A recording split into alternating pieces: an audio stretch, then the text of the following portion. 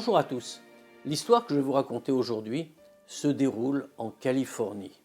Un des envoyés du rabbi se trouvait à sa table de Shabbat et il célébrait le Shabbat comme il convient, entouré de sa femme, de ses enfants et surtout de très nombreux jeunes étudiants qui fréquentaient les universités locales et qui venaient respirer un peu l'air de Shabbat, alors qu'en général ils venaient de familles non réellement pratiquantes. Il y avait véritablement une atmosphère extraordinaire dans cette maison en ce jour. Et puis, alors que tout le monde était très réjoui par la façon dont se déroulait ce Shabbat, les mots de Torah qui étaient prononcés, les chants qui étaient entonnés par tout le monde, avec un peu de l'Echaïm, tout à coup on entendit des coups à la porte. Un des enfants se leva pour aller ouvrir, peut-être un invité supplémentaire.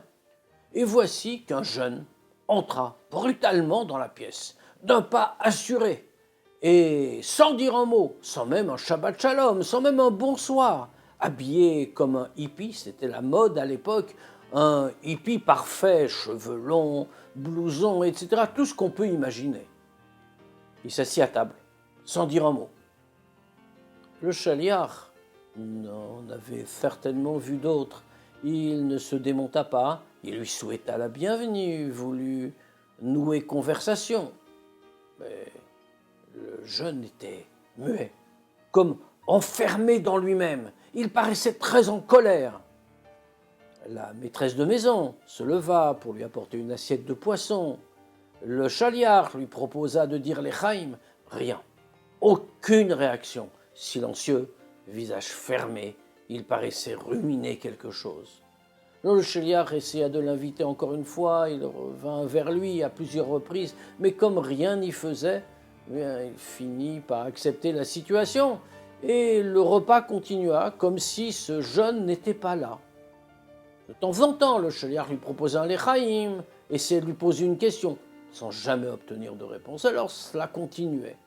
Brutalement, le jeune se leva. Il se dirigea vers le mur où était accroché un portrait du rabbi. Et il se mit à crier, à frapper sur le mur. « Mais que me veux-tu? Laisse-moi tranquille. Que t'ai-je fait? Laisse-moi aller faire ma vie. » Comme pris d'une crise de folie. Tous les participants essayèrent d'intervenir.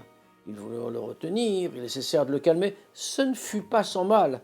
C'était un homme animé par une colère profonde intérieure qui le rendait très fort. Enfin, à 3 ou 4, ils réussirent à le maîtriser, à le faire asseoir sur le canapé dans le salon, lui donner un verre d'eau, le calmer. Cela prit du temps, mais il finit par retrouver un semblant de calme. Alors, ils lui demandèrent « Mais que se passe-t-il? Qu'y a-t-il » Alors il raconta son histoire. Il dit « Voilà, je vais tout vous dire. Dis-moi, je suis né dans une famille qui savait qu'elle était juive, très militante comme d'un point de vue communautaire, mais pas d'éducation juive. J'ai été élevé comme un jeune Américain. Et puis, quand j'ai grandi, j'ai poursuivi mes études à Berkeley, grande université américaine.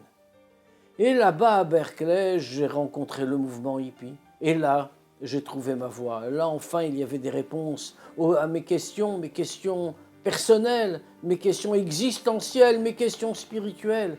Il y avait une ouverture vers quelque chose d'autre. Je cherchais un sens à ma vie. Je me suis lié avec tout un groupe de hippies. Et puis, force de regarder, de ci, de là, nous avons décidé de partir en Extrême-Orient, de découvrir le bouddhisme. Cela nous semblait une telle philosophie, avec de vraies interrogations. Alors nous sommes partis, tous. Nous sommes entrés dans un monastère et là-bas nous avons évolué. La plupart d'entre nous, nous n'y sommes pas restés. La plupart sont partis parce que la discipline était très difficile et parce qu'il faut accepter de passer sa vie dans un monastère. Mais, poursuit le jeune homme, moi j'y suis resté. Moi véritablement, je ressentais quelque chose. Je m'intéressais à quelque chose. Enfin, ma vie avait un sens. Les mois sont passés comme ça, je n'avais plus aucun contact avec mes parents et je ne souhaitais pas du tout en avoir. Ce monde-là ne m'intéressait plus, il ne m'avait rien appris, il n'avait pas de quoi me retenir. Alors, j'étais comme cela et très heureux. Puis un jour, au bout de presque un an, passé dans cet autre monde. Un jour, ce qui ne m'était pas arrivé depuis que j'étais là, je me suis mis à penser à ce que j'étais, à ma famille, et je me suis dit, mais je veux les voir. Alors j'ai chassé la pensée immédiatement, je me suis dit, c'est une bêtise, c'est une fantaisie. Mais malgré tout, la pensée revenait et revenait, à tel point que je n'ai pas pu résister, je n'ai rien dit à personne. J'ai pris mon passeport, j'ai pris ce que j'avais, j'ai été à l'aéroport et j'ai pris un billet pour retourner chez moi, aux États-Unis.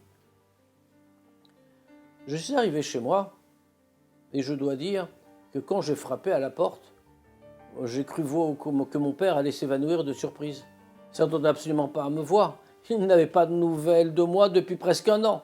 Pourquoi serais-je revenu? Alors bien sûr, il était très heureux, nous sommes tombés dans les bras l'un de l'autre. Il m'a fait entrer.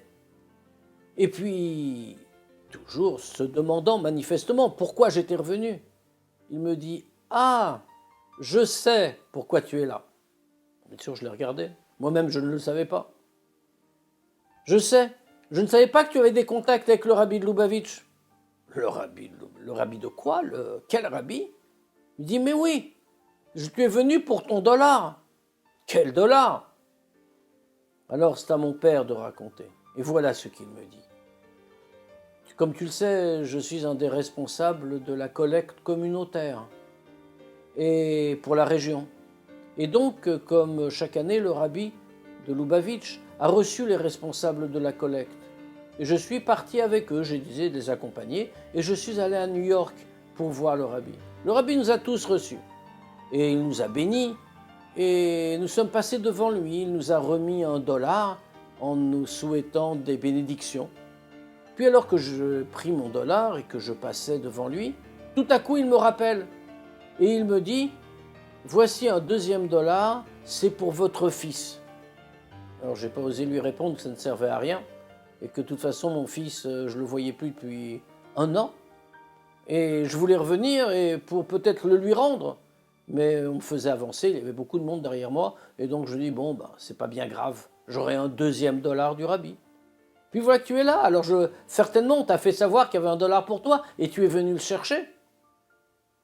J'ai pris le dollar, poursuit le jeune homme sans comprendre. On m'avait donné $1. Le rabbi m'avait donné $1, mais pourquoi faire? Je ne lui avais rien demandé. Et puis je l'ai pris, et je suis parti. Et bien sûr, je voulais retourner là-bas, en Extrême-Orient. Je voulais retourner dans mon monastère. C'était facile. Il suffisait de prendre un billet d'avion, et j'y serais de nouveau, et je retrouverais le bonheur que j'avais cru connaître. Mais je ne sais pas ce qui s'est passé. Depuis que j'ai reçu ce dollar, je n'arrive plus à monter dans l'avion. À chaque fois que je vais parfois jusqu'à l'aéroport, que je m'avance vers le guichet pour prendre un billet d'avion, quelque chose me retient et je ne sais pas quoi. Alors j'en ai assez. J'en ai assez, mais qu'il me laisse tranquille, que le rabbi me laisse tranquille, je n'ai rien demandé, je n'ai rien fait. La fin de l'histoire est simple. On finit par calmer le jeune homme, qui retrouva peu à peu ses marques, sans jamais parvenir à se décider à retourner en Extrême-Orient. Bien des années plus tard, on eut l'occasion de le rencontrer. Il était devenu lui-même un des envoyés du rabbi en Californie et agissait beaucoup parmi tous ceux que les appels du large voulaient entraîner loin de notre peuple, loin du judaïsme. Il savait leur dire où se trouve la vérité. Au revoir à tous.